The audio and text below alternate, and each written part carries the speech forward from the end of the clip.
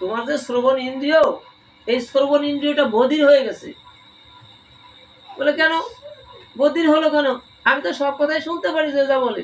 বলে বাবা তুমি শুনতে পারো, এই তুমি যে সংসারের ভিতরে আসো, এই সংসারের কর্ম কোলাহলের মধ্যে তোমার কোন কথা তুমি শুনতে পারছো? এই সংসারে শুনতে পারছো কি নাই নাই, খাই খাই, চাই চাই, এই সমস্ত জঞ্জালের কথা শুনতে পারছো। এ শুনতে শুনতে তোমার কর্ণটা বধির হয়ে গেছে। এখন তোমার এই কর্ণের বধিরতা ঘুষবে কি করে? তোমার কর্ণের বধিরতা তোমার ঘুষাইতে তুমি যদি এই যে ইএনটি অর্থাৎ নাক কান গলা বিশেষজ্ঞ ডাক্তারের কাছেও যাও বাবা, তোমার এই কর্ণের বধিরতা কখনো অস্মিন কালে ঘুষবে না। এই কর্ণের বধিরতা ঘুষবে না। বলে তো কোথায় যেতে হবে? বলে তোমার এই কর্ণের বধিরতা ঘুষাতে হলে কোথায় যেতে হবে? যেখানে এমনি ভাবে সাধু সঙ্গ হয়, হরি কথা, কৃষ্ণ কথা, ভাগবত কথা, যেখানে সাধু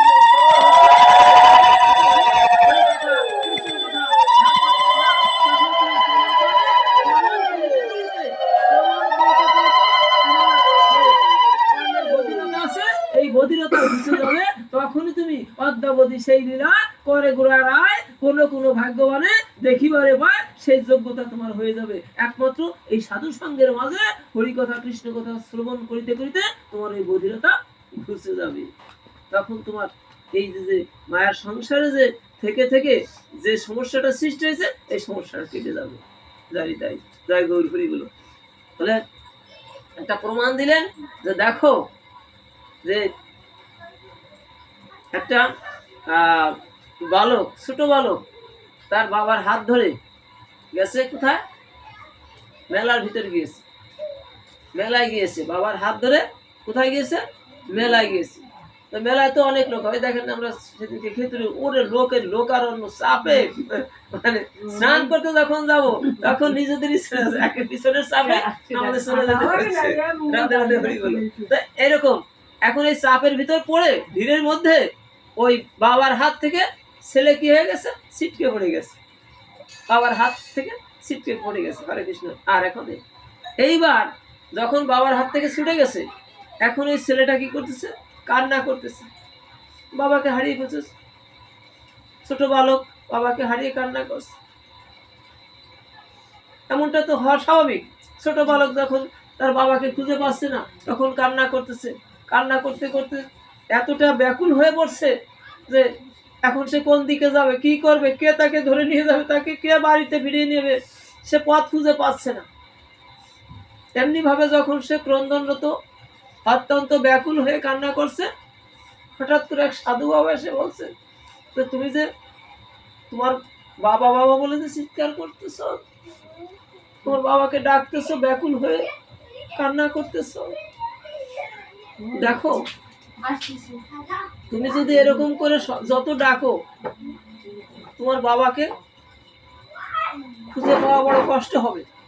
ওর চাইতে একটা কাজ করো, তুমি এই মেলার এক প্রান্তে গিয়ে তুমি কান পেতে থাকো। তুমি যতটা আরতি নিয়ে তোমার বাবাকে ডাকছো, যতটা ব্যাকুল হয়ে, তার চাইতে তোমাকে হারিয়ে তোমার বাবা আরো ব্যাকুল হয়েছে, সে আরো আরতি নিয়ে তোমাকে ডাকতেছে।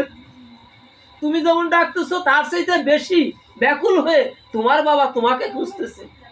তুমি শুধু কান পেতে থাকো, তখনই তোমার বাবার ডাক তুমি শুনতে পারবে, তখনই তোমার বাবাকে তুমি ফিরে পাবে। হরে কৃষ্ণ। এই জগৎ সংসারে আমরা সেই পরমপিতা পরমেশ্বর থেকে আমরা ছিটকে চলে আসছি। আমরা সেইখানেই ছিলাম, পরমপিতা পরমেশ্বর থেকে আমরা ছিটকে এখানে চলে আসছি। এসে কি করতেছি? আমরা ওই সেই অবোধ শিশুর মতো আমরা ব্যাকুল হয়ে ডাকাডাকি করতেছি। ভাগবত সিদ্ধান্ত দিল যে তুমি ওই ডাকার চাইতে তুমি কান পেতে শোনো, তোমার চাইতে বেশি আরতি নিয়ে সেই পরমপিতা পরমেশ্বর, সে মুরলীধারী, সে এই জগতে এসে সেই বৃন্দাবনের গায়ে লীলা করছে, আর তোমাকে বেশি আরতি নিয়ে ডাকছে। তুমি তার কথা, তার ডাক তুমি শোনো, তোমার কর্ণটা সজাগ করে নাও।